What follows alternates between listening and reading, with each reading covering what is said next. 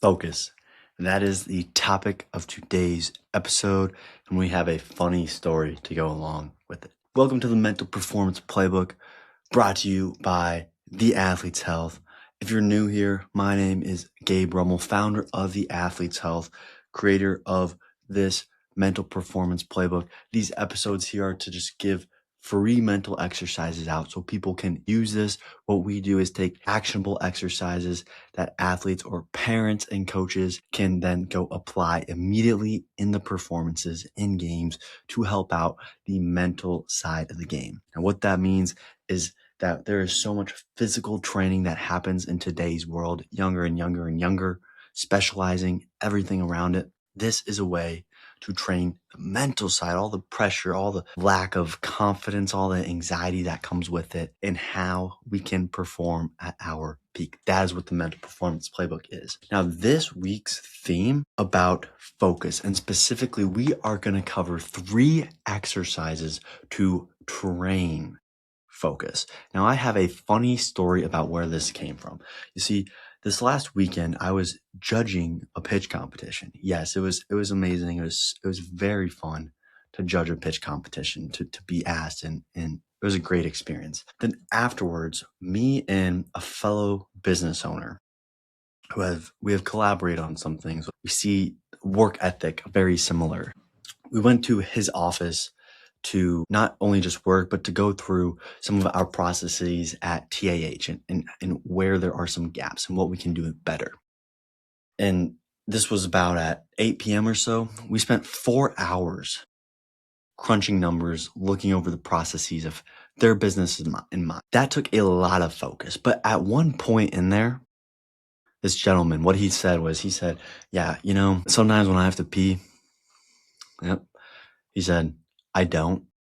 And I let that drive me. That gets the focus. I get even more work done when I do this. And I sat back and I thought, wow, that is interesting. That is interesting. I know at this time, with the weather changing and with the seasons changing, it is important to understand the focus. School is almost out for our athletes, for our student athletes, and we need to make sure that we know how we can be focused. And I'll say this too. This fellow gentleman, he has ADD, really bad ADD. He says he can't even sleep. I have once been told that I have ADHD or borderline. Maybe you do, maybe you don't, is what they said. Let's try some stuff out for it. What I always tell people is that is a label. And if you're listening to this and you're thinking, oh, I can't focus at all. I don't even know where to start. There's 2 sides to this. Attention deficit hyperactivity disorder. Attention deficit disorder. It's a pendulum. It swings to one way, you can't focus at all. It swings to the other way, you are hyper focused. And that's what we were. That's the state we were at Friday night. We were hyper focused on business models, on planning, on prepping, on working. And that is exactly what we can do pre-game, during game, post-game, throughout our season to train our focus. So let's get into this. Let's get into 3 exercises that you can take away to help an athlete or to help yourself out too. Because this will work for in school, this will work at a job, this will work in the sports 100%, and we will crush this. So number 1, and for all these, this works pre, during, for when the game's on the line, for post. We are going to look at it because that is when we need focus. We need focus before the game. We need focus the night before the game. We need to make sure that we are focused in on what we're going to be doing. But then during the game, when every little thing doesn't go our way, or when it does, we need to make sure that we are staying focused and we don't let anything throw us off our path. If it's the last 5 seconds, the last 5 minutes when the game's on the line, it's 1-1 for soccer. You got 2 holes left and you're tied for golf. That is when we need the utmost focus. But we don't want to have to think about it. We want to just be able to do it. And then post game, we need to be focused in on what we're going to do next. Maybe focus about what just happened, but then focus on what's going to happen. What is the next plan? See, these are all focus areas and focus topics. And so these 3 exercises are going to help with these pieces of our performance, of our routines, of our day to day, our week to week, and where we are going to perform at our peak. So number one, exercise different environments, period. Now, what do we mean by that? Well, if you're working or if you're studying, see, because we're going to do these exercises not just in the sport, we do them in the other areas. So then when we come to sport and it's even more predictable than these other areas, we can handle it. What I mean by this is loud versus silent. Let's look at games on the line, home court versus away court. Certain times it is going to be loud, it is going to be chaotic. There's going to be screaming happening. Other times it's going to be soft.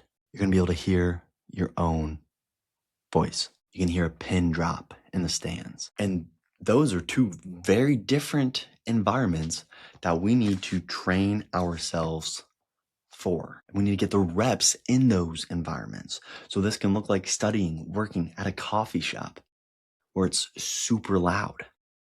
It can look like studying, working at the library where it's supposed to be quiet, at home with earmuffs and earplugs in the ears for that quiet setting, or maybe at the family event or down at the local park where kids are screaming around and running like crazy. Two very different settings, but two settings that we can train in. And when we do this, when we get the reps in this, now all of a sudden we are getting used to external circumstances and how we perceive it and what we do with it. Because once again, at that performance time, we are not going to be able to control what is the outside. It's only what we can do on the inside that we can control. And that is ultimately how we control the focus. Number one is the outside, inside, loud, soft, different environments. Number two, I want us to think about this as the exercise name: reps, not time. Reps, not time. And this is because, yes, I understand a soccer game is going to be 90 minutes. Your high school basketball game, 32 minutes. Your baseball, softball, going to have the same inning every time, unless you run rule them. However, I want us to think about this as reps, because when we look at it as time, we might lose focus at certain pieces of the time because we know there's going to be more time. And then eventually there's not going to be more time. And then eventually we're going to hone in and really, really get after it and really, really push. But if we look at this as reps, now all of a sudden it's the very next point. Because we can think, all right, the next minute, I'm going to get it. But that minute is going to tick by. And then there's just another minute.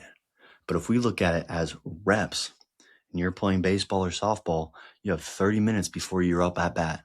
Now you're up at bat. You got 3 strikes and you're out. You hit it, it's caught, or it's dropped.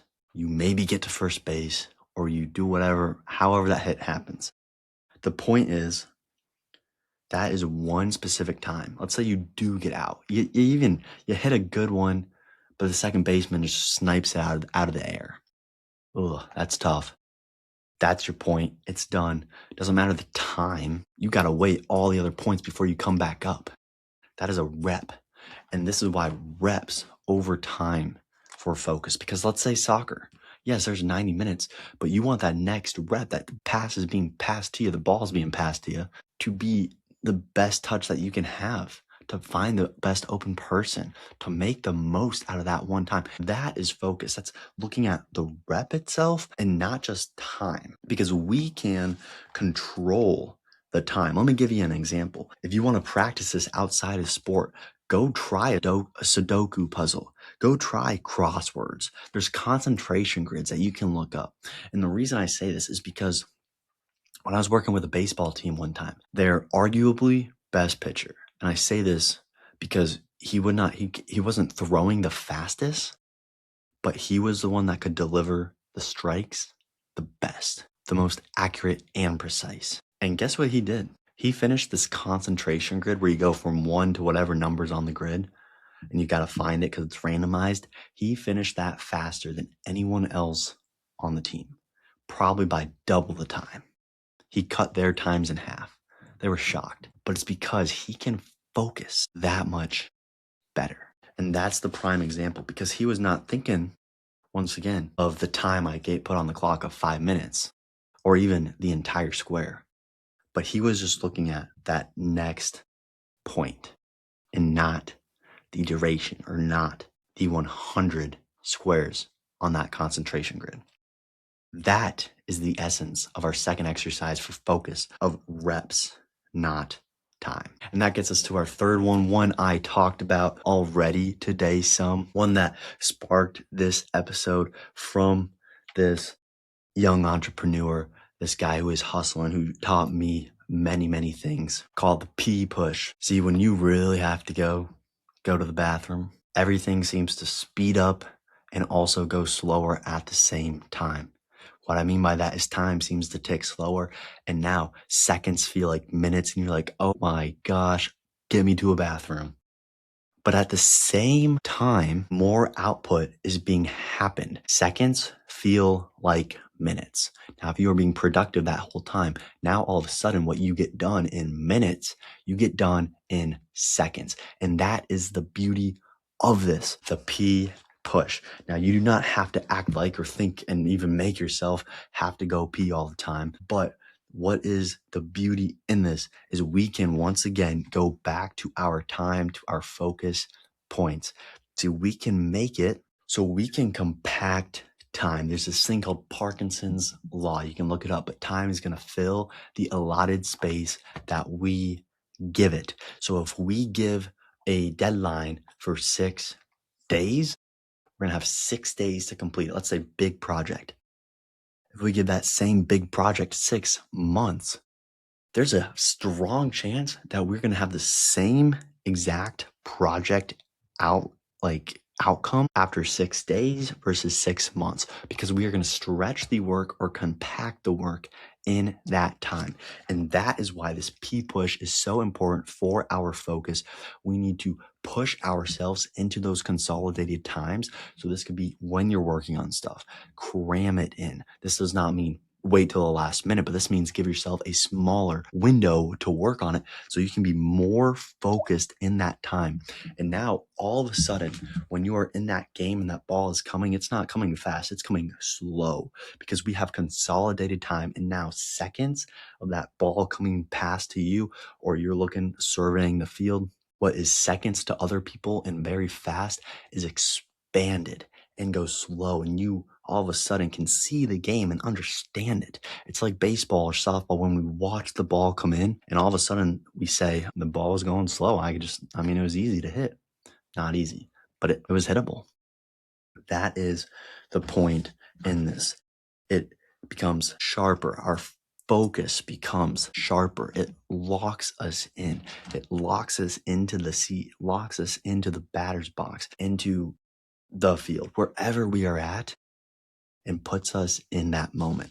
All because, back to this exercise we can use anywhere, the P push. Next time you have to go pee, don't let yourself go pee, and see what amount of work you can get done in that allotted time until you do have to go pee. All in all, I love to summarize exercises when we're done with these episodes. We're taking away on the time a little bit, so I'm going to make this fast. But first and foremost, focus is for these different times, for the week before, the day before, the moments before. That's pregame. Then we got during the game. That is when we need the focus, because things are going to happen and we need to focus back in.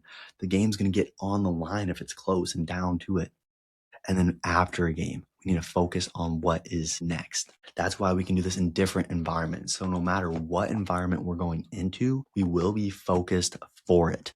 We need this for reps and not just time. Do not just look at the time, but get the reps in it, because that moves us into that third exercise that we had of that P push, of looking at what reps can we get in the time that we give ourselves and stretching time out. So now all of a sudden seconds feel like minutes. If you liked this, please share the show and give it a 5-star or a thumbs up and subscribe, depending on what platform you are watching or listening this on. Share it help someone else out by instilling these episodes in them, have them see them. And of course, if you want to check out any sessions, any training, any of our mental tracking at TAH, The Athlete's Health, I would love to show you some of this from the back end and help you or your team or your athletes train and be their best, perform their best from that mental side.